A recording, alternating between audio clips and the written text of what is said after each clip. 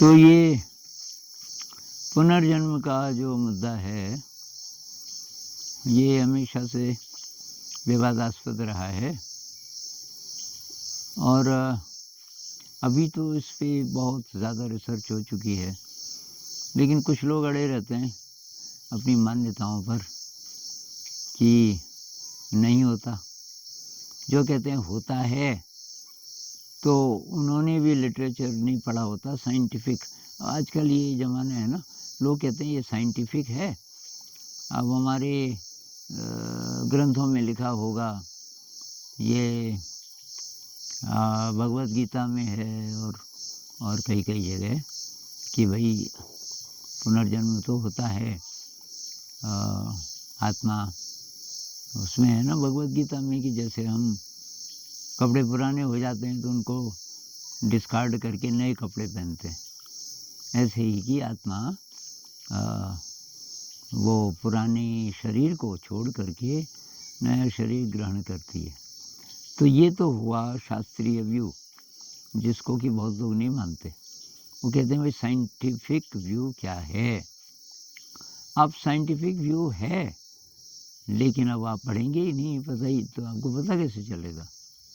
तो Virginia university में बहुत साल हो गए, मतलब 30-35 साल हो गए, तब से वो लोग रिसर्च कर रहे हैं। और अभी जो उसका इंचार्ज है जिम टकर, वर्जीनिया यूनिवर्सिटी टाइप कीजिए, जिम टकर, रीइंकार्नेशन, 2000 केसेस प्रूव हो चुके हैं। अब प्रूफ किसको बोलते हैं आप? एक बच्चा है जो अपने गांव से कहीं दूर नहीं गया और बचपन से बोल रहा है, जब से उसने बोलना सीखा, कि मेरी माँ तो वो है और मेरे असली पिताजी तो वो हैं, और मेरी तो दुकान है टीवी की। और अब ऐसी बातें बोलते बोलते बोलते वो हो गया 6-7 साल का। और मैं हजारों में से एक केस बता रहा हूँ, इस तरीके के केस होते हैं। अब माता पिता को खटकता है, यार ये बोल क्या रहा है, और उसको और पूछते हैं कहाँ है दुकान, किस शहर में, वो शहर का वर्णन करने लगता है। तो वो उसको लेकर के जाते हैं, और जैसे ही शहर शुरू होता है वो डायरेक्शन देने लगता है बच्चा, अब इधर को, अब इधर को, अब इधर को, और फिर इस गली में, और जैसे दुकान आती है कहता ठहरो, वो है मेरी दुकान। और वहाँ उसकी बीवी बैठी रहती है। तो उसकी डेथ हुई तो काफ़ी साल हो चुके हैं, और अब वो अंदर बोल रहा है, सारा ऐसे घूम रहा है जैसे कि बस अच्छी तरीके से जानता हो। अपनी पत्नी को याद दिलाता है कि पिछली यादें, पत्नी भी हैरान, कोई ऐसी बातें जो केवल उन दोनों को ही पता थी। फिर वो बोलता है कि यहाँ पे चेंज किया आप लोगों ने, ये किया, वो किया, वो किया। अब जो नहीं मानते वो ढूंढते हैं ऐसी चीज़ें जिससे कि डिस्प्रूव हो जाए, क्योंकि वो अड़े रहते हैं कि कैसे भी करके रीइंकार्नेशन को नहीं मानना। तो भाई आप अवैज्ञानिक हैं।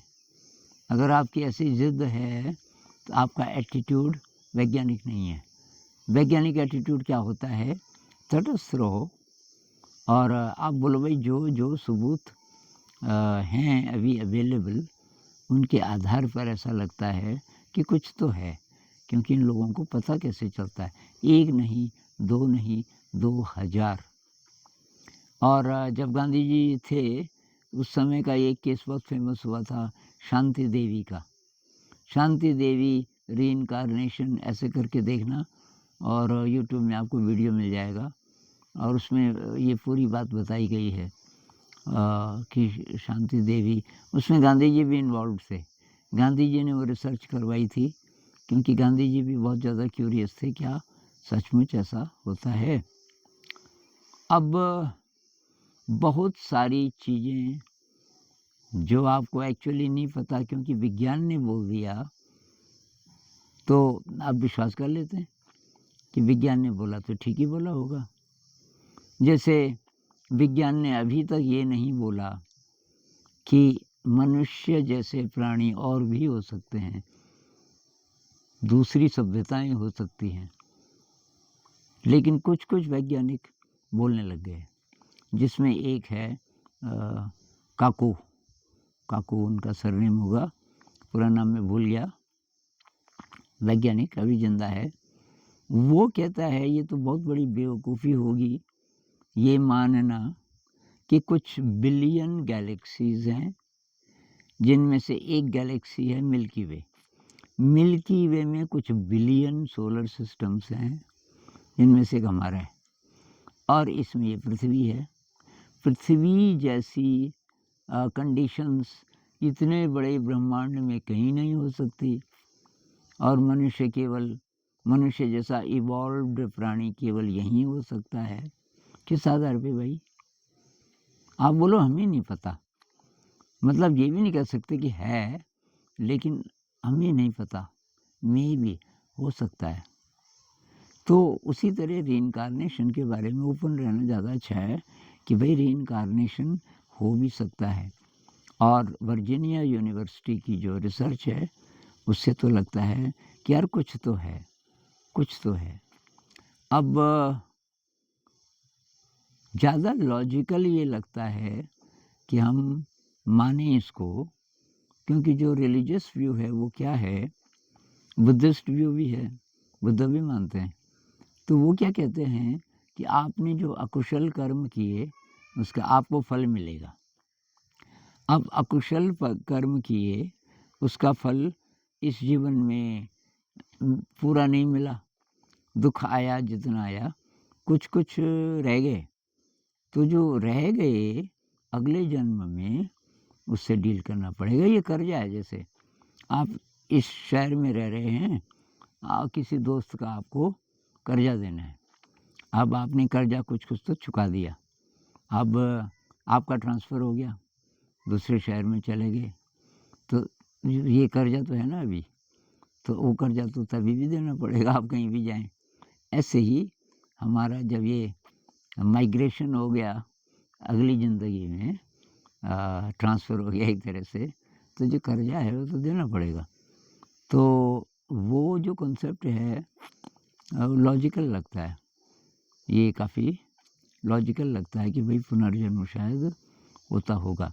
अब क्योंकि मैं कई वीडियोज़ में बोल देता हूँ कि पुनर्जन्म है तो वैसा हो सकता है, वैसा ऐसा लगता है कि मैं पुनर्जन्म को मानता हूँ, तो भाई मेरा ये मैं ओपन हूँ। और अगर पुनर्जन्म है तो फिर बात ज़रा फिट बैठती है, थोड़ा लॉजिकल। कई चीज़ें हम विज्ञान ने बोली इसलिए मान लेते हैं। तो अभी ये बहुत बड़ा विषय है, इस पर अभी इतना ही बोलूँगा। नमस्कार।